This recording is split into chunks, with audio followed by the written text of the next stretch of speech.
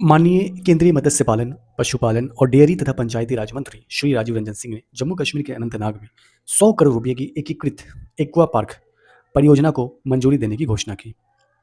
भारत सरकार का मत्स्य पालन विभाग श्रीनगर में शीतजल मत्स्य पालन पर अपनी तरह का पहला राष्ट्रीय सम्मेलन आयोजित करेगा। चेन्नई में दिशा योजना के तहत टेली लॉ कार्यक्रम पर क्षेत्रीय कार्यशाला का आयोजन हुआ। डॉक्टर जितेंद्र सिंह ने जम्मू कश्मीर के कठुआ में एक बहुराष्ट्रीय कंपनी की 600 करोड़ रुपये की फार्मा उत्पादन इकाई का शिलान्यास किया। वस्त्र मंत्रालय ने नागपुर में कपास की उत्पादकता को दोगुना करने तथा उच्च गुणवत्ता वाले रेशे को बढ़ाने के लिए रणनीतिक रूपरेखा विषय पर चिंतन शिविर का आयोजन किया। भारत की डेटा सेंटर कैपेसिटी जो है वह 375 मेगावाट से बढ़कर 1500 मेगावाट हो गई है। यूनियन मिनिस्टर ऑफ जल शक्ति ने सुजल गांव आईडी लॉन्च किया है। तो सुजल गांव आईडी मिनिस्ट्री ऑफ जल शक्ति के अंदर आता है और जल जीवन मिशन के, और यह जो है एक यूनिक डिजिटल आईडी होता है। किसके लिए? तो गांव में जो पाइप से पानी सप्लाई करने के लिए जो भी योजना है उसे मैप करने के लिए एक यूनिक डिजिटल आईडी है।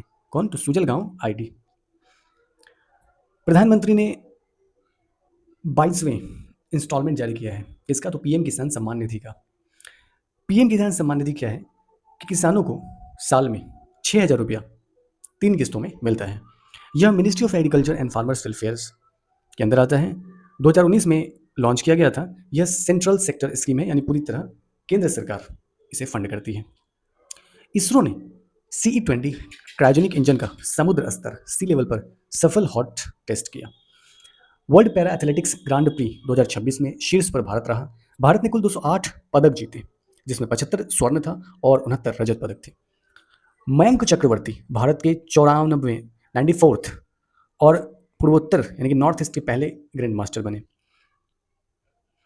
गुजरात सरकार ने उच्च कृषि क्षमता वाले 500 गांवों को प्राकृतिक खेती गांव के रूप में विकसित करने की योजना की घोषणा की।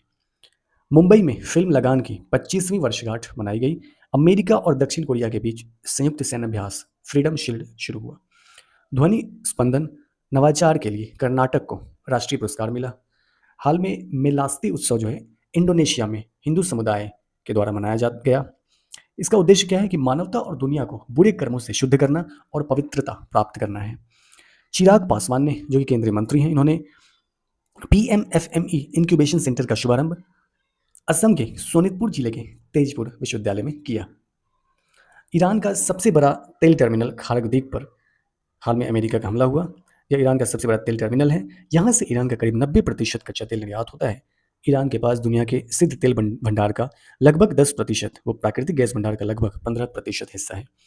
सबसे युवा सेल्फ मेड बिलियनियर कौन बने? सोया मिधा, जो कि भारतीय मूल के हैं, 23 वर्ष के हैं।